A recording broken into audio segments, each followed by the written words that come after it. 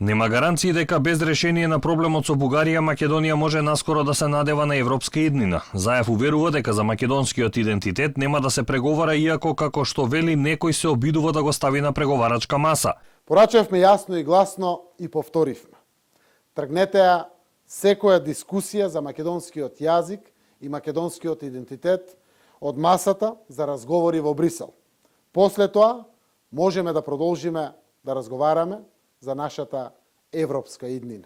Сепак сигналите од Брисел и ставовите на председателката на Европската комисија фон дер Лајен се дека Унијата дополнително ќе се ангажира за отворените прашања со источниот сосед.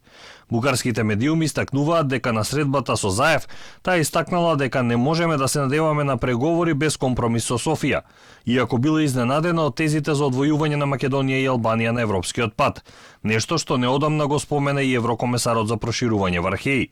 Поддршка за преговори и заеднички пат кон ЕУ со Албанија, како што истакнуваат од владата, Заев добил и на средбите со председателот на Европскиот парламент Сасоли и подпредседателот на Европската комисија Тимерманс. Но дека работите со Софија се далеко од компромис, потврдува и желбата на други европски земји партнери на Македонија да посредуваат. Чешка нема разбирање за бугарските позиции и се нуди да помогне. Со оглед на историските последици и во случајот на помошна комуникација, доколку има интерес, можеме да и помогнеме со наши искуства на Северна Македонија, што се однесува на историските аспекти. Република Чешка исто така имаше проблеми со тоа.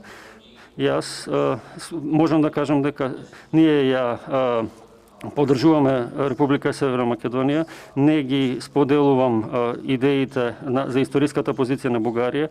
Во меѓувреме, бугарскиот председател Румен Радев назначи привремена влада со Стефан Јанев како вршител на должноста премиер. Македонија и натаму од другата страна нема да има легитимен партнер за преговори за отворените прашања. Веројатно ќе треба да се чекаат новите избори кај источниот сосед и политички кабинет со капацитет за преговори.